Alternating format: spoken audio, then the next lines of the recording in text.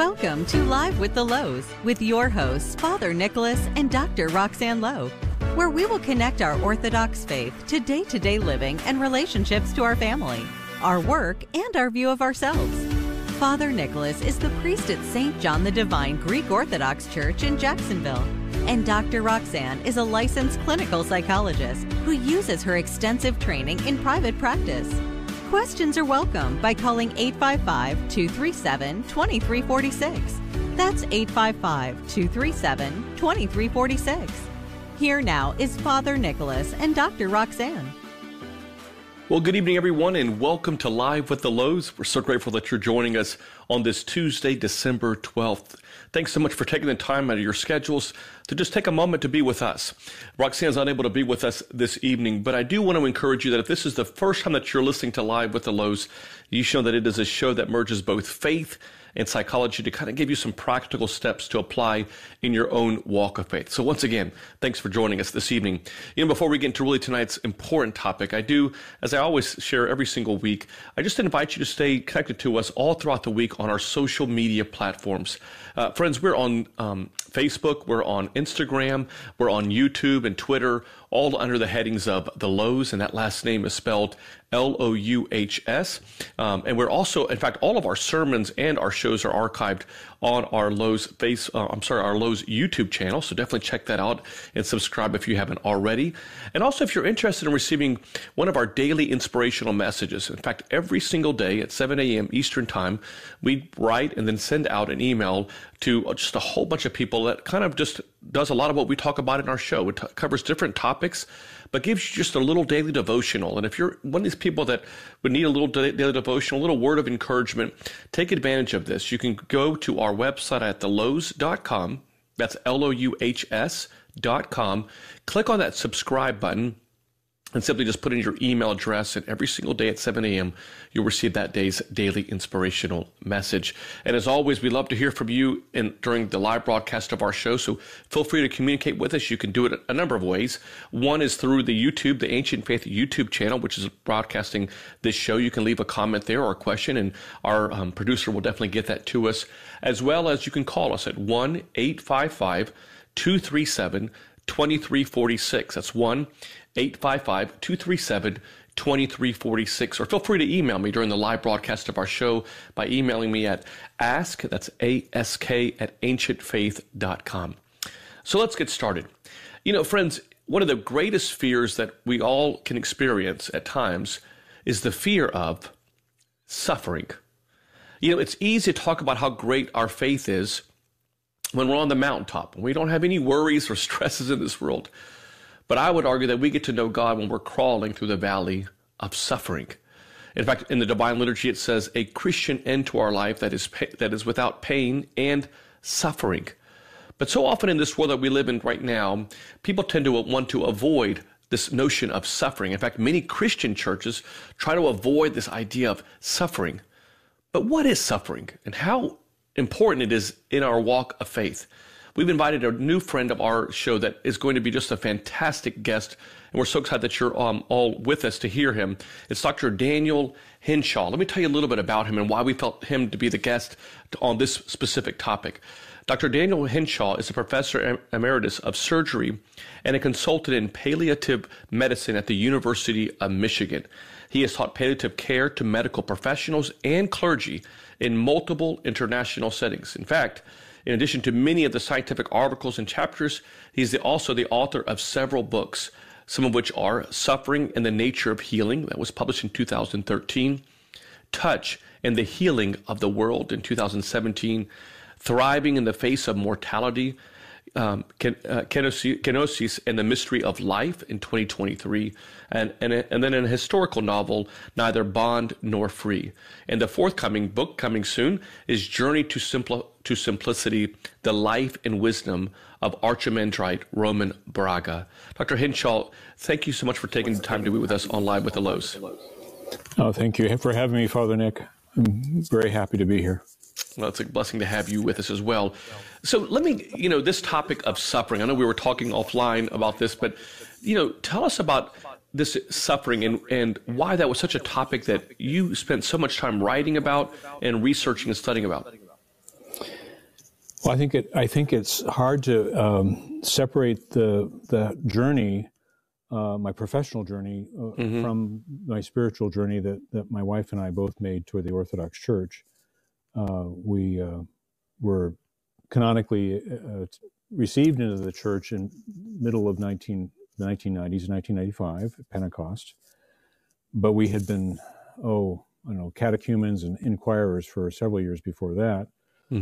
And at the time that we were entering the church, I was, for some inexplicably foolish reasons, as a young attending physician, doing a fair amount of hospital administration. So I was seeing a lot of suffering at our Veterans Hospital, which is affiliated with the University of Michigan.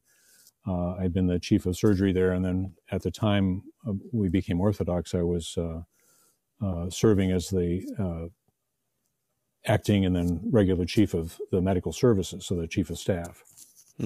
And leading up to that time, my wife, who is a psychiatrist, had been the liaison psychiatrist to the hospital's AIDS clinic. And if you remember, in the early 1990s, it was a death sentence. So these were young men who had lived pretty wild lives and now were suffering and were facing their death. And it was an extraordinary thing for her to witness certainly their anguish, their psychological distress, but at the same time, many of them underwent profound and kind of transformative changes as people. They acquired a depth and understanding of questions that they might never have addressed if they weren't facing death. Right. And in fact, it's a wonderful thing that antiretroviral drugs have been developed. Right. But a lot of that sort of acute encounter with one's mortality has been put off in the HIV population. So you don't see quite as many of those extraordinary, rapid internal growth that occurred during that early phase. And but that was, I think, probably a trigger for me to really begin to think about my own background as a surgeon. Surgeons are trained to focus on disease, to cure it, if possible, by surgical interventions or other treatments. And that's been and still remains largely the focus of modern medicine, especially in the West, is identifying diseases and treating them aggressively with medication or with surgical or other procedural interventions. And that's all very good. And there's been an enormous amount of benefit to people from that kind of revolution that occurred over the last century in the medical sciences. But by the same token, there's another thing that perhaps has been lost, or at least been buried a little bit, and that is a sense of what does it mean to be healed as opposed to being cured. And I think that this is wrapped up in this issue of suffering. And when I saw, as a hospital administrator and also as a new Orthodox, the convergence of my witnessing a lot of suffering in the hospital that we couldn't fix, the things that are not, all of my patients, all of our patients in hospitals, in fact, all of us, those on the, that are listening in, and the two of us on this podcast are going to die. I mean, this is a part of our nature. We're mortal creatures as a result of the fall, and how do we respond to that? And so one of the extraordinary things I think about the Orthodox encounter coming at this moment in our professional lives for my wife and for me was to realize that there's this other aspect of healing that is inextricably linked to suffering. And it seems paradoxical, but as you made in your initial remarks, you said that there is a connection between suffering and coming closer to God. And this is the maybe perhaps one of the most profound quotes I can make that I became aware of fairly early in my Orthodox journey, and just sort of took my breath away when I saw it the first time, was a statement by St. Ignatius of Antioch, very early saint of the church, who on his way to Rome to be martyred in the Colosseum, eaten by lions, multiple Orthodox Christians of the time were trying to intervene on his behalf to save him, and he said, "Don't do this." And then he gave an explanation, and I'll just quote this from his letter to the Smyrnians. "And why have I given myself up to death, to fire, to the sword, to wild beasts? Because near the sword is near to God. And with the wild beasts is with God. In the name of Jesus Christ alone am I enduring all things, that I may suffer with him, and the perfect man himself gives me strength." And so this is this extraordinary thing that we sometimes, if we sort of stop and pause, for those who are listening, who are working as physicians, as nurses, other kinds of health professionals, or who are just maybe a caregiver of a family member who's suffering, the closer you're there and you stop and you're not in the middle of a task, there's something very sacred and holy about that encounter. It's a small theophany, because you're seeing in the suffering that's there before you, you're seeing an icon of the suffering of Christ, and that's the thing that unfortunately I think gets lost sometimes. Right. In the hustle and bustle of we were talking about the medical industrial complex. I mean, this elaborate system that produces extraordinary kinds of treatments, which can be very helpful, and I don't want to denigrate those at all.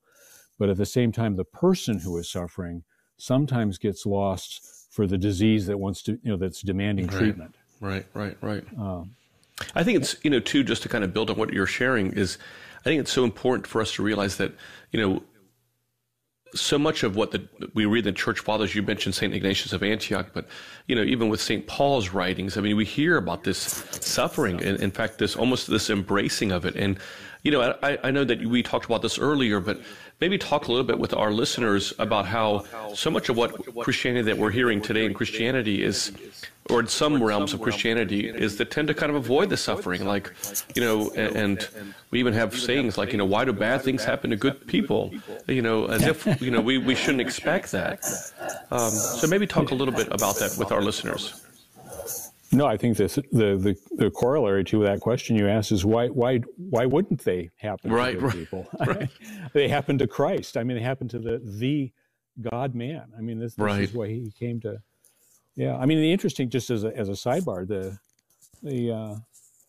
in the Nicene Creed, it doesn't say he died. He said he suffered and was buried. The suffering is inextricably linked to death, and so that's one aspect of this. But let me remind me again what you specifically where you wanted me to go with. I mean, I just think that I guess for me, it's more of a comment that I just think that for a lot of us, especially in the West, where in many ways we've been kind of sheltered from suffering. We obviously will see suffering in our within our families and maybe even as individuals, but for large parts of the world, suffering is something that they see all the time. I mean, I'm thinking about what's going on in the Gaza Strip right now, and the tremendous amount of suffering that people are witnessing, and then in areas where there's been where war has taken place on their land, and we've been very fortunate in this country not to see that. But let's just talk. Let's kind of build on this a little bit, Dr. Hindshaw. I mean, how is suffering distinguished from pain? Yeah, I think that's a good place to start. Even lawyers make that distinction when they're speaking in the courtroom. They'll often say, "My client's pain and suffering." So they make a distinction there, and the pain is usually referring to physical pain, physical distress. So that's what we usually think of. And if you go to the hospital and they ask you, "What's your pain?" on a scale of 0, no pain at all, to 10, which is the worst pain you can imagine, they're really talking about the intensity of the pain. Is it sharp, dull, aching, whatever it is? But there's another aspect to pain. Just to talk about the physical pain for a moment, and that is what's called the affective component. And in the research literature related to pain, it's often described on a scale of unpleasantness. So from 0 to 10, how unpleasant is this pain? Right. And unpleasantness implies there's something you're reflecting about, that there's a meaning underlying the pain. And that Sure. is where you're getting much closer to suffering. So I give you an example. For let's say there's a young woman who it's her first baby. She's in the labor and delivery suite, and she's having 10 over 10 screaming pain. I mean, this is she's never been through labor before. This is, but she holds on to the concept. I'm going to be holding a healthy baby in my arms in a few minutes, and that's what's sustaining her through this really screamingly intensive pain. But if the obstetrician comes in and has kind of a furrowed brow and is anxious, they've been measuring signs of potential distress in the baby, and they're saying, well, we might have to do an emergency operation to deliver the baby. We're worried about the baby's health. Her pain can then suddenly take on a very different, not just the intensity still there, but there's this horrific, what is the meaning of my pain? Am I going to lose my child? Could I die?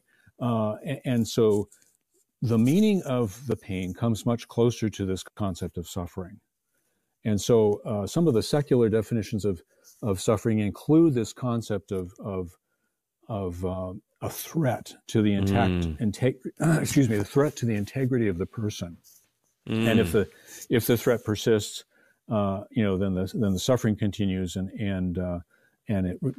as the threat seems to resolve for whatever reason, maybe the person's getting better, then the suffering may dissipate. I would just say that I think that's a wonderful definition for conscious suffering, but I think that suffering from an Orthodox, I'm going to use a philosophical term, but for the Orthodox, I think suffering is ontological. It is something that is in nature, by nature we suffer. We're suffering creatures. And this comes back to the Greek word that is translated suffering, pathos.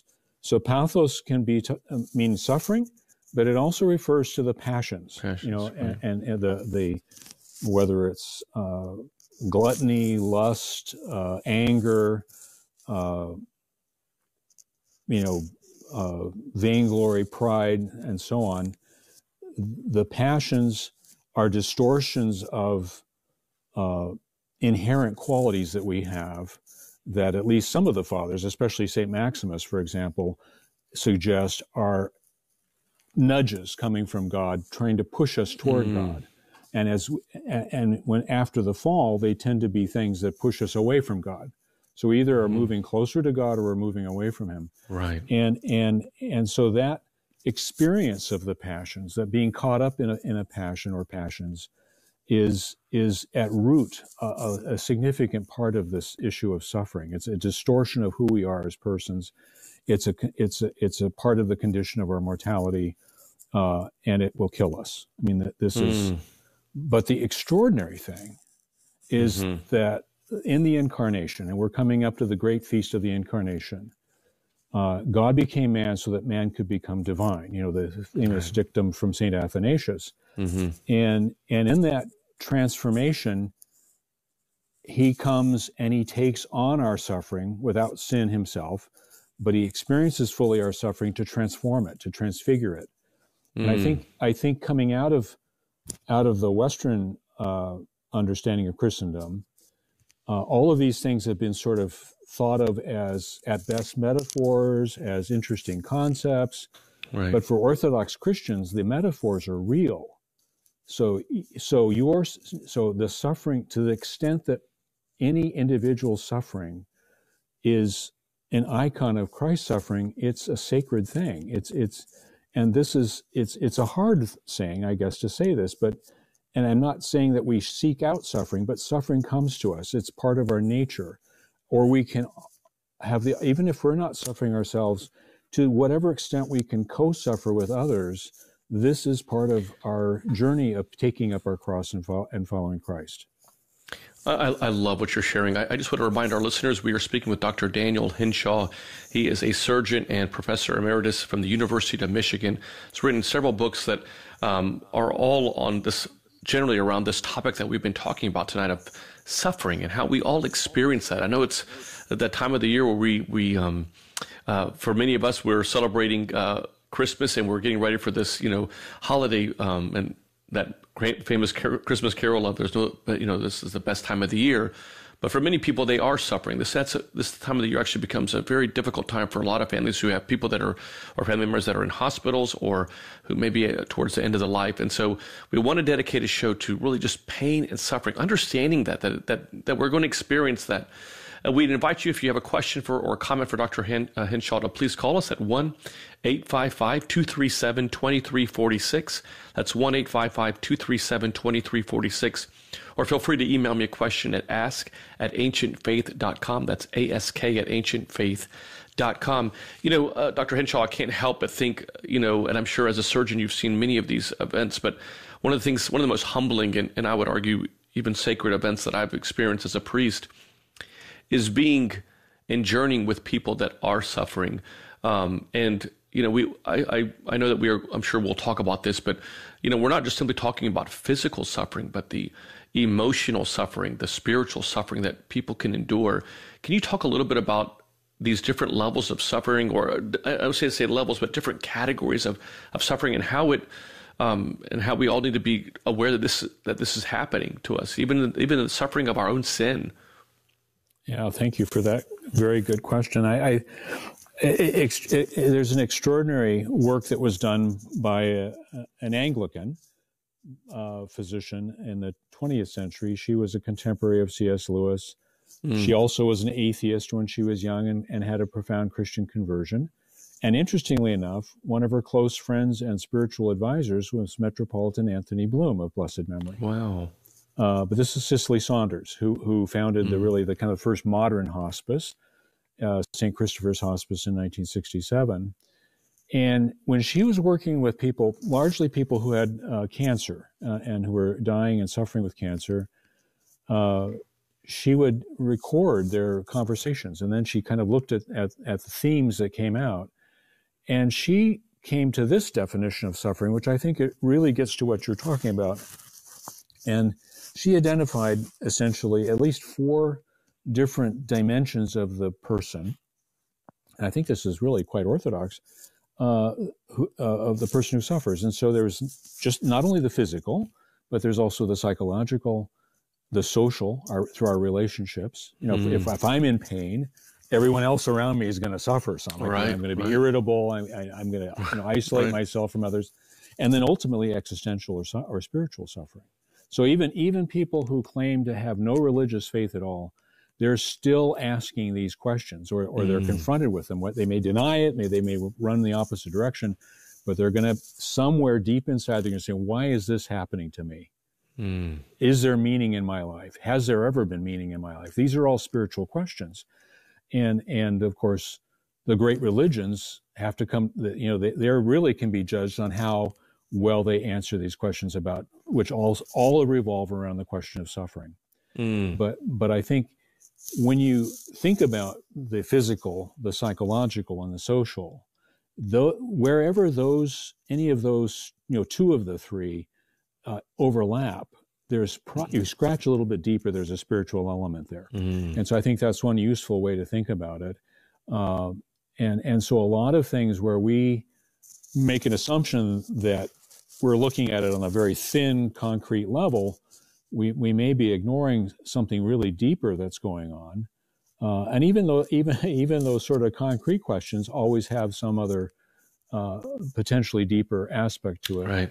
In terms of, for example, just I remember in teaching medical students and residents and other health professionals, when you're at the bedside of someone who has just died, even though they had, I didn't try to get into a theological discussion with them, but I just said, and because there are a lot of grieving family members, I said, don't treat them as a corpse.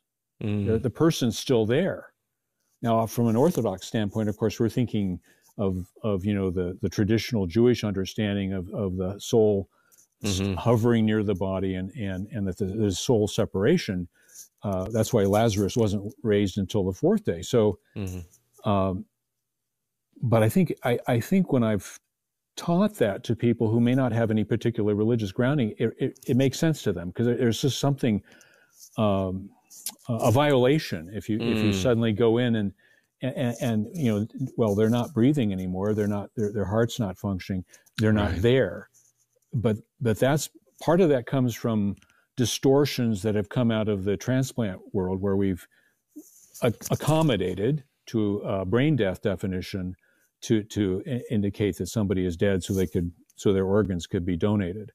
Now, Orthodox ethicists will debate about this, but I think the general teaching, especially from Metropolitan Nikolaos, who's the head of the Greek Orthodox bioethics committee, is that sort of love and altruism, in some sense, trump that. The person is dying, right. And when they meet these criteria, they're giving the gift of life to another person, but of course, it's also they're giving part of themselves. So that there is a chimeric person there. So this suffering, wherever it will lead, that's the most dramatic example. But it's a shared suffering, and in a world where we've been atomized and individualized and hyper-individualized through media, unfortunately, we forget the fact that as suffering creatures, our suffering is really meant to be, in some sense, born together. To carry it together. I think. This is what Christ says. Take up your cross and follow me. Right. Well, and then and how when St. Paul says, "Carry each other's burdens in this way," you fulfill the will of Christ. I think there's something. I know when my father was diagnosed with cancer, that there was such a tremendous, early on shock and just an emotional suffering with that, because as a clergyman, you typically try not to show your emotions. You try to kind of stay, even keel, but it was very difficult because there was a lot of suffering on the inside. And then as I kind of, grew through this process, and through his suffering, there was a great beauty in watching his genuine desire to come closer to Christ through his suffering brought me with him. And I've oftentimes told my congregation here in Jacksonville that I'm a better priest because I walked through that suffering with my father in ways that I don't think that I would have never been able to do had I not gone through that with him. So I do think that there's something sacred. It's difficult, obviously, to watch people suffer. It's difficult and challenging for us to do that. But there is something beautiful that's associated with it. I just kind of want to build, kind of continuing the conversation. What is our church's understanding of the person who is actually suffering? I think that in a sense, each human being, I alluded to it earlier, but I think each human being who is created in the image and unto the likeness of Christ, that we're called to engage in this process of deification, of theosis, of coming closer and closer to God, that suffering is an integral part of that journey, and maybe it's not our own physical suffering or our own psychological suffering, but it is this participation as you experienced with your father. I find, just getting back to what you said about your father's journey, I find it very comforting that Jesus, knowing full well that he was going to raise Lazarus, stood at the tomb, and said, the shortest verse in the Bible is Jesus wept. He still wept, and because he was weeping at this whole state of broken humanity, but that he came to transform that. So I think from Orthodox, suffering isn't eliminated. It's not a. And this isn't fair to Buddhists, but it isn't a denial of or a negation of suffering. It is a transformation of it.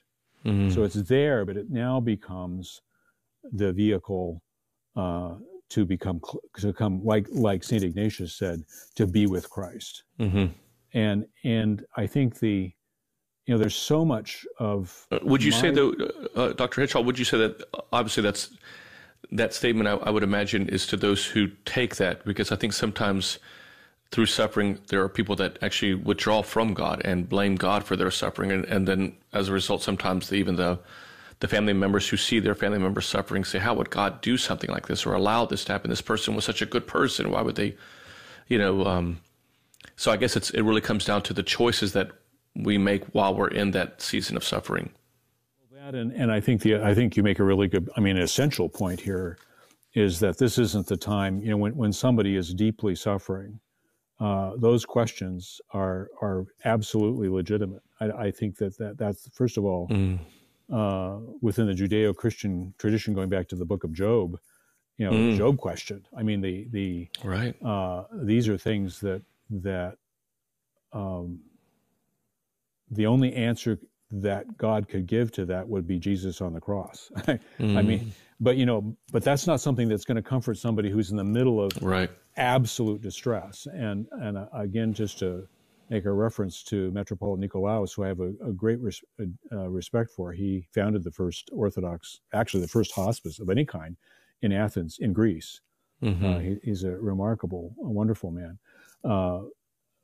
But he made a comment once, and I can only echo this because this is my experience too, is you can't sit and give people sermons about the theodicy or why is there suffering in the world and all this when they're grieving or when they're in great pain. All you can do is hold their hand and weep with them, because it is a horrible thing. It's a tragedy. And you mentioned what's going on in Gaza. Of course, all of this gets politicized, but the thing that strikes me about so much of my own medical training and the sort of Western thinking that we all are, marinated in all the time, is that our job is to figure out a way to fix it. And ultimately, we can't fix much of this stuff, but we can pray. It's taking me, into my late 60s as an Orthodox Christian to begin to realize there's really something there. It's not just sort of nice thoughts or some kind of Hallmark card experience, of wishing, wishful thinking. It's struggling, with the most basic prayer that we say all the time in the liturgy, Lord have mercy, and applying it to, thinking of these circumstances. Clearly the monks on Mount Athos, the monastics, the monastic tradition in the church has always been that the world would have been destroyed long ago if there weren't monastics praying day and night. And we say it, almost sort of in a trite way, but I'm becoming more and more convinced that the only way I can sometimes address or help people is through this means. And it's not some minimal thing. It's the first and most appropriate thing. And it's tied directly to the rest of the sacramental life of the church. We started, so many, unfortunately, so many, even faithful Christians, they go to the doctor, they get all, do everything you can. And then the doctor says, well, I'm sorry, I've done everything I can. I can't help you anymore. And of course, that's terrible. It's sort of a sense of abandonment. And then they run to the church and say, well, what can you do? Can you fix it? It should be the other way around. And it should be in fully integrated together.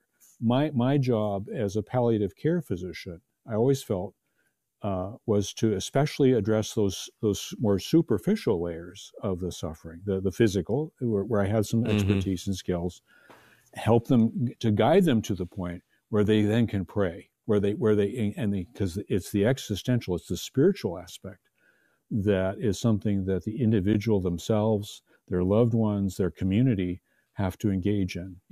It's a, the Orthodox life is a team sport. It's a Right. There's something truly, as I was mentioning earlier, something so authentic about a person when they're close to death. There's this, it's almost like this mask or these layers have been taken off and it's just them. And there's no phone calls to make, emails to check, and they see, and it's sacred, and I think too, I think for our listeners, I think it's so important that we recognize that, Christ tells us that we should be expecting suffering. Kind of going back to this idea that I think, we're so blessed in the Western countries, especially in the United States, where, we look at any type of I'm not sure how our ability to our suffering tolerance level, if you will, how willing or how able we are to deal with suffering. And I think when it hits us, it really shatters us. It kind of shakes us at our core, because when you have things that are so easily accessible to you, you have medical facilities that are so easily accessible to you for the most part. You have just what we have in this country, unlike what we see around the world. When you hit that experience, when you feel that, it's almost like I'm sure there's studies on this, but just that in countries that have so much wealth, how much they suffer and struggle with suffering when it does impact them in ways that probably countries that deal with suffering on a much more regular basis, if you will, not only internally but externally, may have better tools to deal with that. What are your thoughts on that? I think part of the problem, and I don't want to get into a political theory, but I'll just say this much, that in the West, because I grew up as a Western Christian, I think there was a big confusion coming out of the Enlightenment, or so-called Enlightenment period, and the Industrial Revolution, where prosperity, so especially sort of in a Calvinist kind of thinking, that your state is sort of defined at the beginning. The God is sort of extreme Augustinian kind of view, and if you are prosperous, that's a proof positive that you're saved. And rather than being saved is participating in the divine life. That's a completely saved is like, okay, you get rewarded, and it's this reward system. It's almost a transaction with God, right? And unfortunately, the most extreme examples of this are the prosperity gospel. But all of this is present in various iterations on a sliding scale, unfortunately. And our whole, when Christ said that the kingdom of heaven is within you, if the kingdom of heaven is within us, what does that mean? They talk about for example, in the sense of the Hezekiah tradition of the silence, the stillness, that your mind is in your heart. So the heart is the center of the person. And obviously the heart must be an extraordinarily a whole universe. And this is something that Father Roman Braga spoke about. He came to an understanding of this after being in solitary confinement for several months as a prisoner of conscience, where there was no place to go. He had been an academic. He was a graduate student studying spirituality under Father Dimitru Staniloae when he was arrested the first time. He went through intensive interrogations and torture and so on. But he said, you either go crazy or you have to go inside. And if we go inside, we should be meeting, the Holy Trinity, the Mother of God, all the saints, all of those people who have gone before. And how do we do that? I mean, how do we?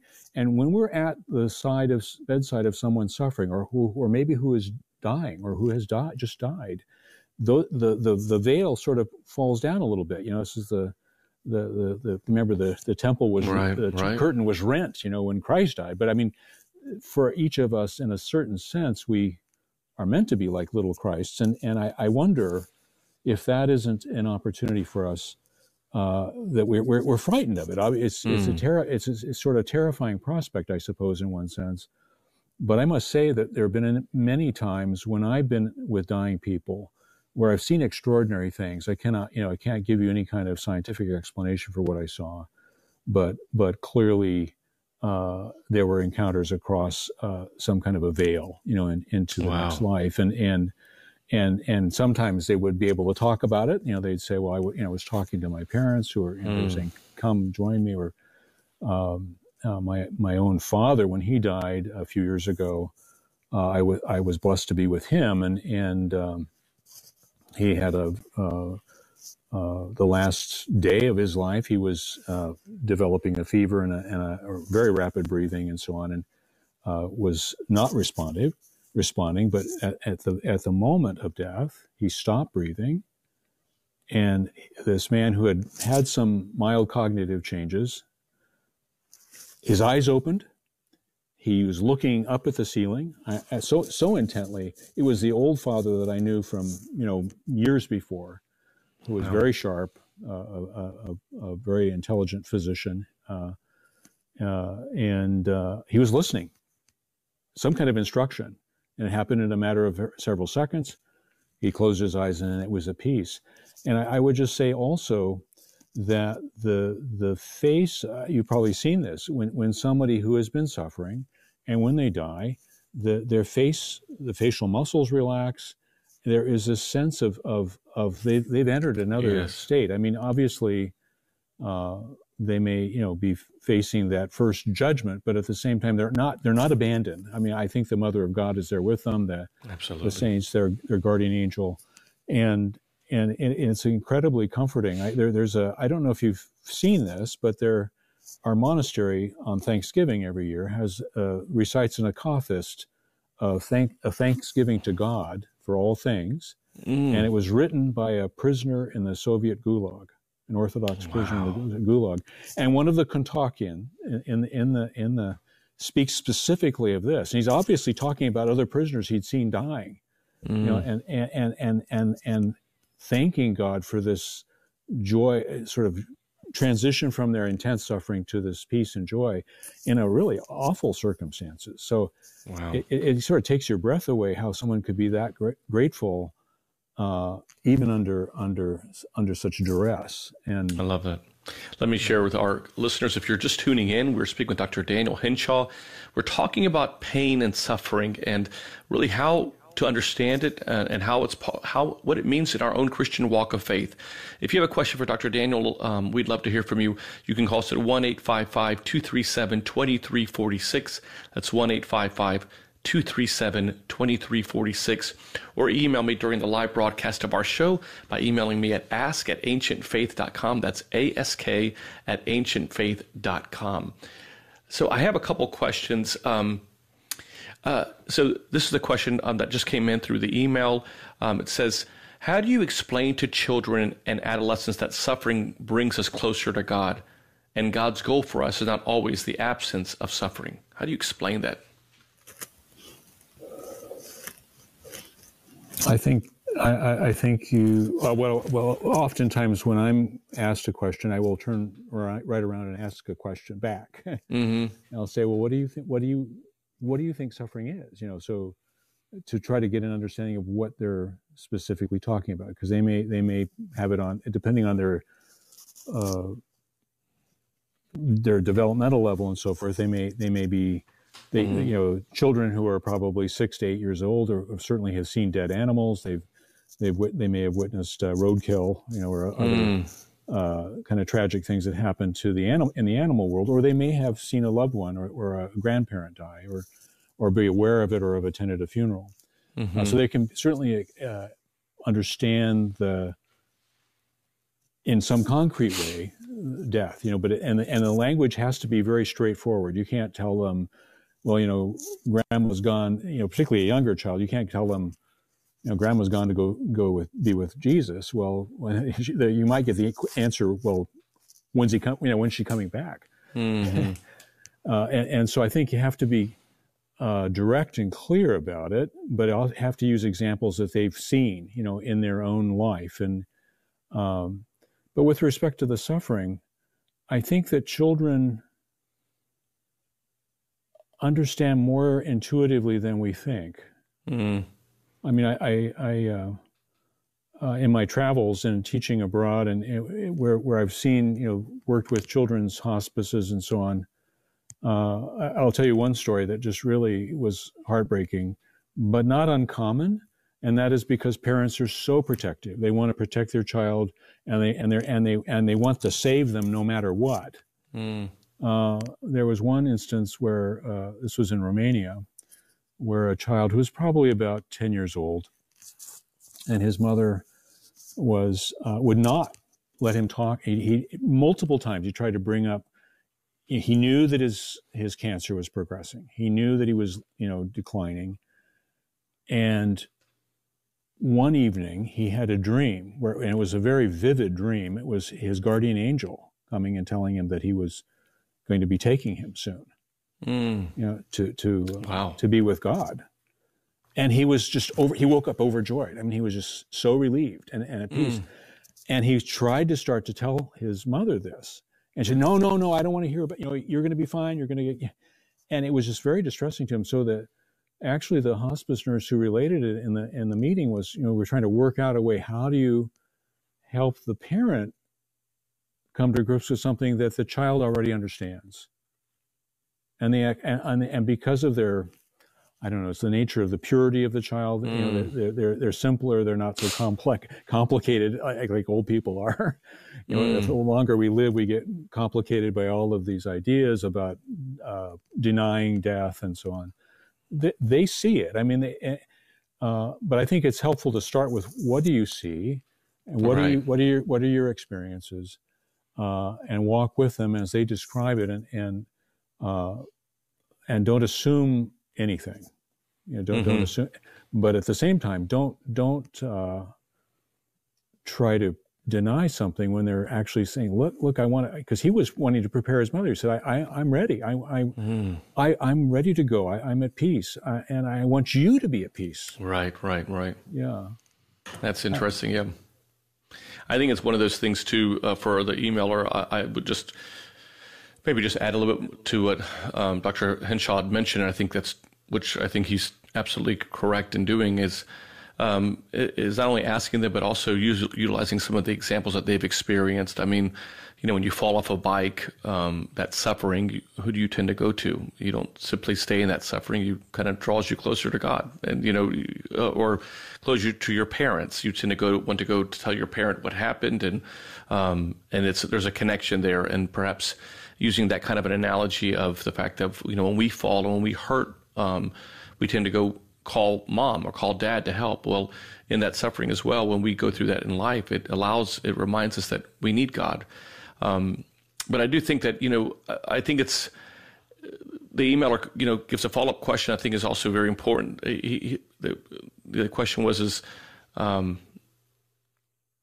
could you please then speak on the role of hospice care in the end of life from an Orthodox perspective?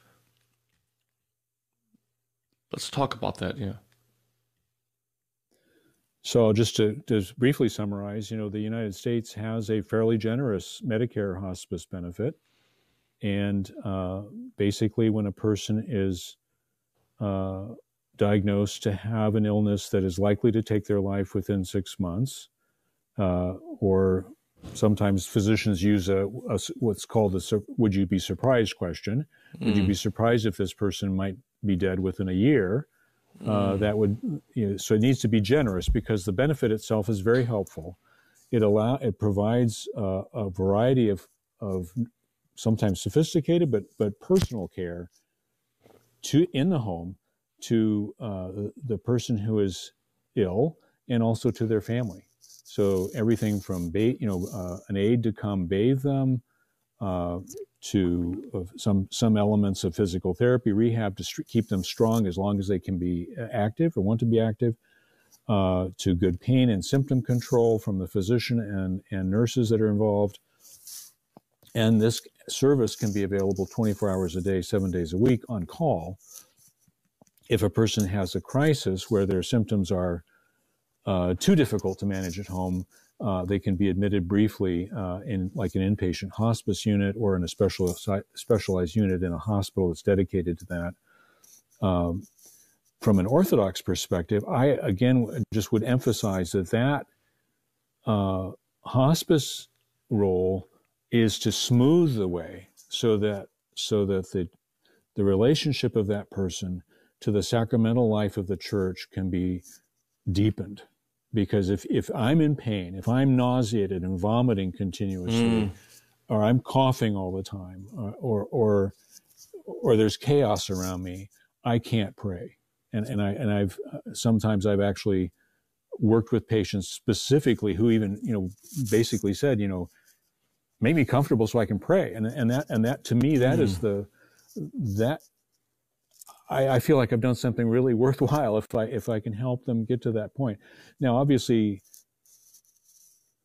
I've sometimes made people more comfortable, and then they say, well, I just feel better. I'm not going to die now. And so what they're missing is the opportunity to confront their death and to use their death, to as a transformative act to remember. Right. Remembering our death is essentially remembering our mortality, remembering that we will be standing before Christ, who is judge, but he's also, his mercy outweighs his justice.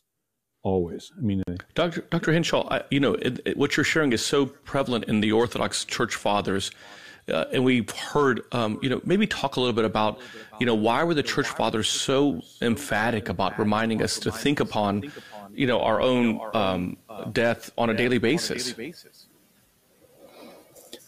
I think, it's one of the tools of the spiritual warfare, I guess you could say. But it's a reminder, first of all, that for much of the church's history, life was a gift every day. I mean, it is for you and me, but we sometimes take it more for granted because we have an elaborate health system that does keep most of us alive a lot longer than the expected lifespan, say, of 100 years ago. But if the expected lifespan of people in the in late antiquity was not very long, 30, 40 years probably for a lot of people. I mean, it's extraordinary, for example, that St. Anthony the Great lived over 100 years of age, but he was out in the desert. He was by himself. He had the fasting. There's good evidence that fasting actually prolongs life. I mean, he did the experiment himself. But there's acts today supporting that. So his was, of course, a challenging life to try to emulate, but I think the idea of remembering our death is not as a means of being negative or despairing. It's to keep us focused. How many times I'm saying for about myself now, when I go to liturgy, how many times is my mind wandering? And to keep oneself focused, and praying continually, the remembrance of death is one of those very powerful reminders of it, because we will encounter God face to face when we die, and there's a wonderful quote I heard you, Father Lau, make on one of your earlier shows. I'm going to paraphrase it here, but I said we may not be in the end times, but we may indeed be in or near the end of our time. And that's a very useful thing to remember. So people think about, well, gosh, there's a lot of apocalyptic things going on right now, but in every generation since the apostles, that's been true, actually. I personally think that they're even worse now, but what am I?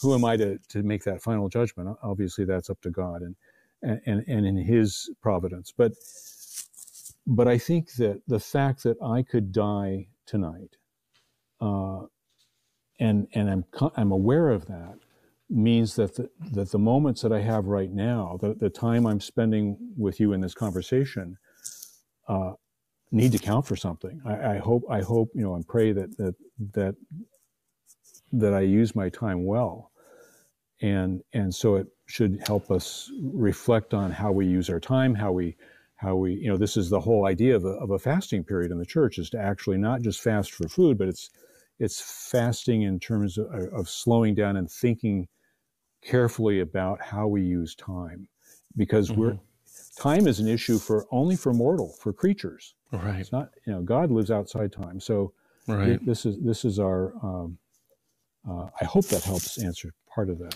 Yeah, I love that. We just have about 5 minutes left of our show, but I do want to get to this theological term of kenosis. How is this helpful for understanding well, let's first talk about that term. For many of our listeners, they may not be familiar with that term, but also to kind of build on that is how is this how is kenosis helpful for understanding the process of suffering as it plays out in the lives of human beings, communities, and the cosmos?